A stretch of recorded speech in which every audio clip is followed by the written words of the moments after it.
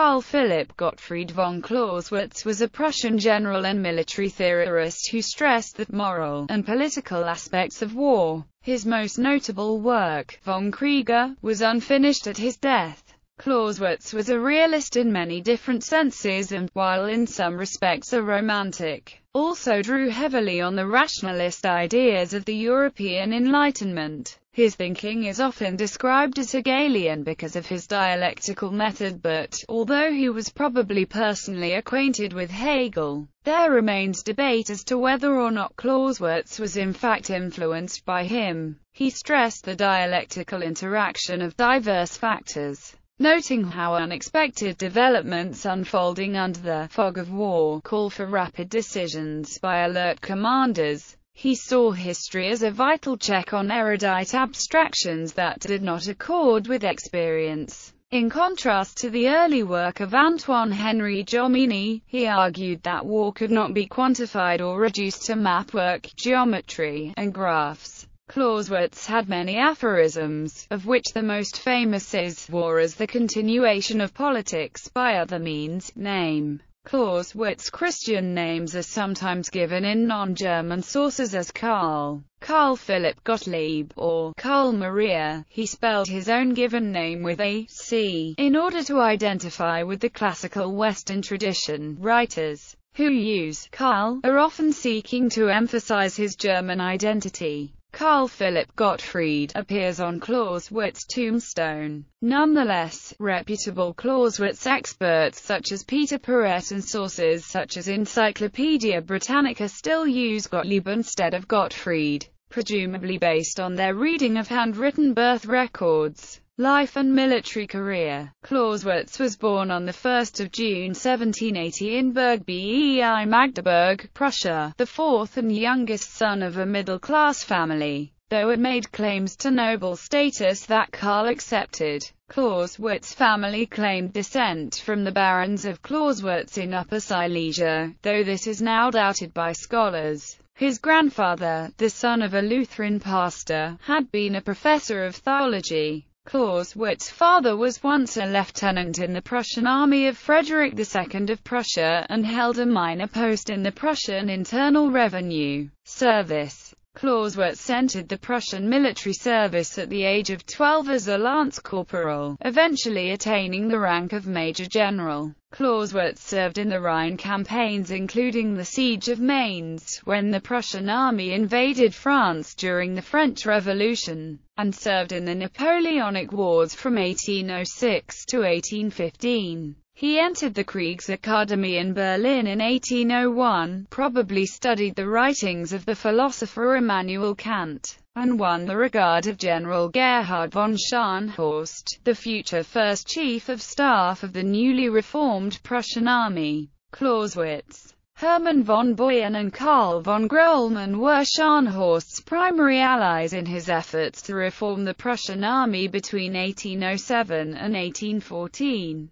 Clausewitz served during the Jena campaign as aide-de-camp to Prince August. At the Battle of Jena-Auerstedt on 14 October 1806, when Napoleon invaded Prussia and defeated the mass Prussian Saxon army commanded by Karl Wilhelm Ferdinand, Duke of Brunswick, he was captured, one of the 25,000 prisoners captured that day as the Prussian army disintegrated. He was 26. Clausewitz was held prisoner with his prince in France from 1807 to 1808. Returning to Prussia, he assisted in the reform of the Prussian army and state. On December 10, 1810 he married the socially prominent Countess Marie von Brühl, whom he first met in 1803. She was a member of the noble German von Brühl family originating in Thuringia. The couple moved in the highest circles, socializing with Berlin's political, literary and intellectual elite. Marie was well-educated and politically well-connected. She played an important role in his career progress and intellectual evolution. She also edited, published, and introduced his collected works. Opposed to Prussia's enforced alliance with Napoleon I, He left the Prussian army and served in the Russian army from 1812 to 1813 during the Russian campaign, including the Battle of Borodino. Like many Prussian officers serving in Russia, he joined the Russian-German Legion in 1813. In the service of the Russian Empire, Clausewitz helped negotiate the Convention of Tauroggen, which prepared the way for the coalition of Prussia, Russia, and the United Kingdom that ultimately defeated Napoleon and his allies. In 1815, the Russo-German Legion was integrated into the Prussian army and Clausewitz re-entered Prussian service as a colonel. He was soon appointed Chief of Staff of Johann von Thielmann's Third Corps. In that capacity, he served at the Battle of Ligny and the Battle of Wavre during the Waterloo campaign in 1815. The Prussians were defeated at Ligny by an army led personally by Napoleon. But Napoleon's failure to destroy the Prussian forces led to his defeat a few days later at the Battle of Waterloo, when the Prussian forces unexpectedly arrived on his right flank late in the afternoon to support the Anglo-Dutch-Belgian forces pressing his front. Clausewitz's unit fought at Wavre, preventing large reinforcements from reaching Napoleon at Waterloo. Clausewitz was promoted to Major General in 1818 and appointed director of the Kriegsakademie, where he served until 1830. In that year he returned to duty with the army. Soon afterwards, the outbreak of several revolutions around Europe and a crisis in Poland appeared to presage another major European war. Clausewitz was appointed Chief of Staff of the only army Prussia was able to mobilize in this emergency, which was sent to the Polish border. Its commander, Gneisenau, died of cholera and Clausewitz took command of the Prussian army's efforts to construct a cordon sanitaire to contain the Great Cholera outbreak in 1831. Clausewitz himself died of that disease shortly afterwards, on the 17th of November 1831. His widow edited, published, and wrote the introduction to his magnum opus on the philosophy of war in 1832, on which he had started working in 1816, but had not completed.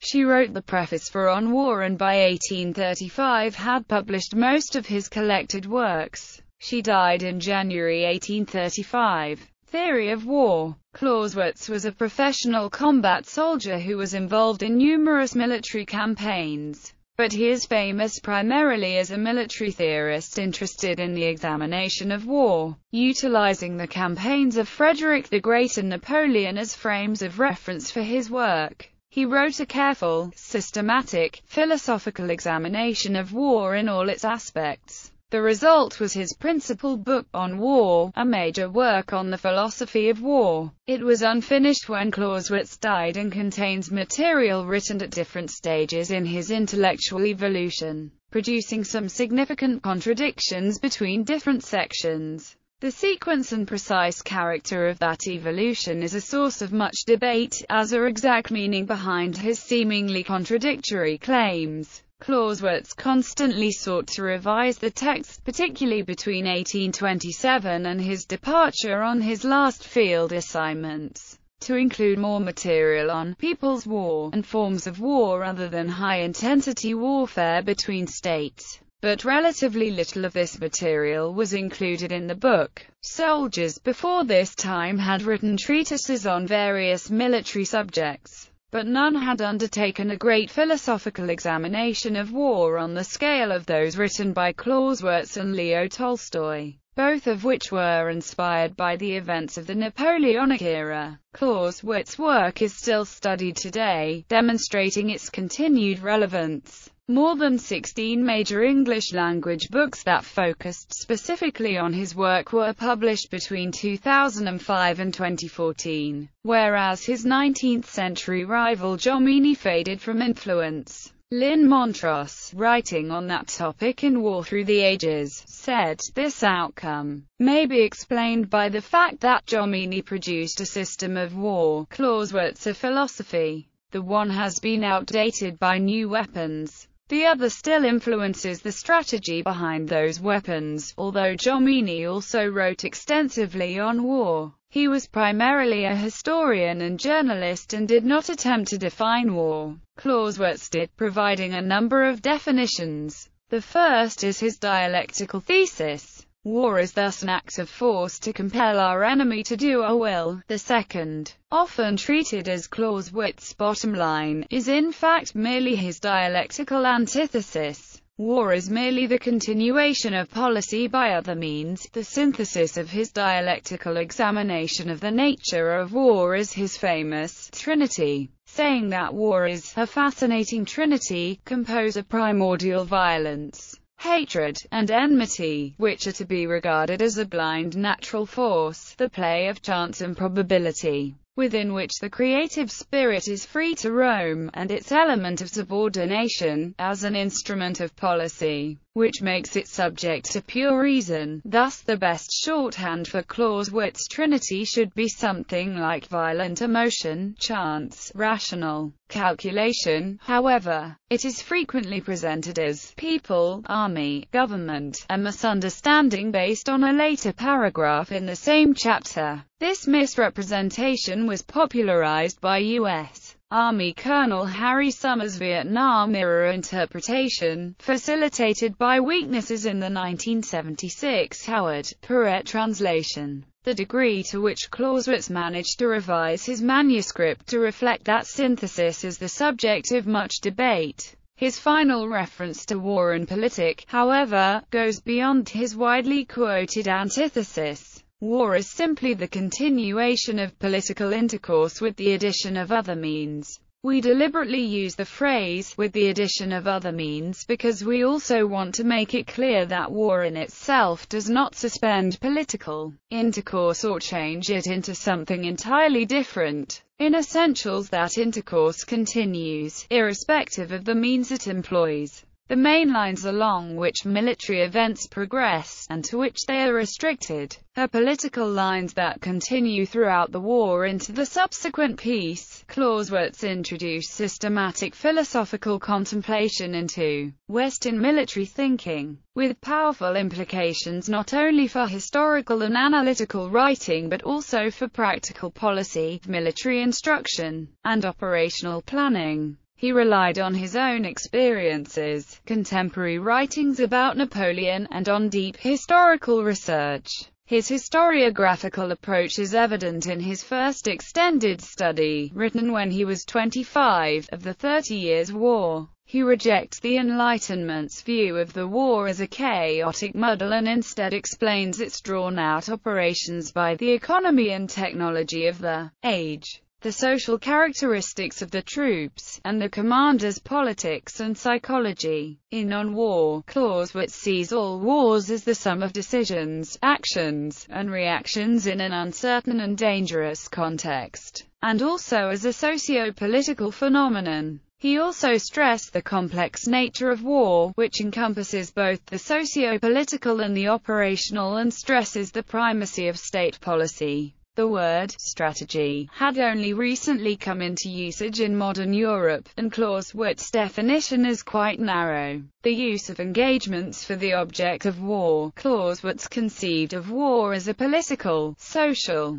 and military phenomenon which might, depending on circumstances, involve the entire population of a nation at war. In any case, Clausewitz saw military force as an instrument that states and other political actors use to pursue the ends of policy, in a dialectic between opposing wills, each with the aim of imposing his policies and will upon his enemy. Clausewitz's emphasis on the inherent superiority of the defense suggests that habitual aggressors are likely to end up as failures. The inherent superiority of the defense obviously does not mean that the defender will always win. However, there are other asymmetries to be considered. He was interested in cooperation between the regular army and militia or partisan forces, or citizen soldiers, as one possible, sometimes the only, method of defense. In the circumstances of the wars of the French Revolution and with Napoleon, which were energized by a rising spirit of nationalism, he emphasized the need for states to involve their entire populations in the conduct of war. This point is especially important,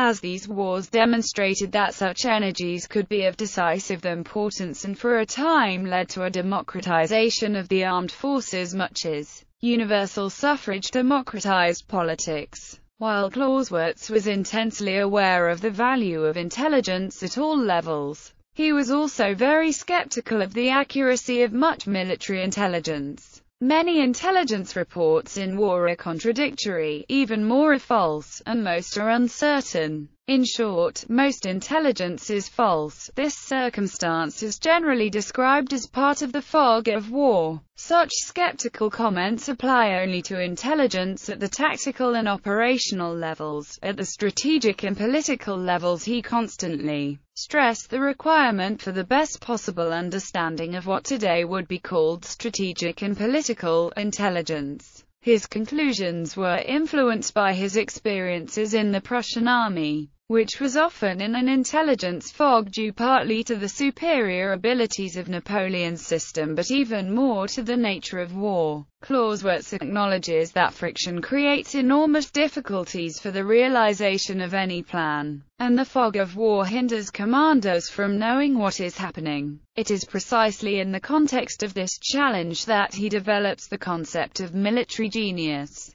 whose capabilities are seen above all in the execution of operations. Military genius is not simply a matter of intellect but a combination of qualities of intellect, experience, personality, and temperament that create a very highly developed mental aptitude for the waging of war. Principal ideas. Key ideas discussed in On War include the dialectical approach to military analysis, the methods of critical analysis, the economic profit-seeking logic of commercial enterprise is equally applicable to the waging of war and negotiating for peace. The nature of the balance of power mechanism, the relationship between political objectives and military objectives in war, the asymmetrical relationship between attack and defense, the nature of military genius, the fascinating trinity of war, philosophical distinctions between absolute war, ideal war, and real war. In real war, the distinctive poles of A, war of limited objectives, and B, war to render the enemy helpless.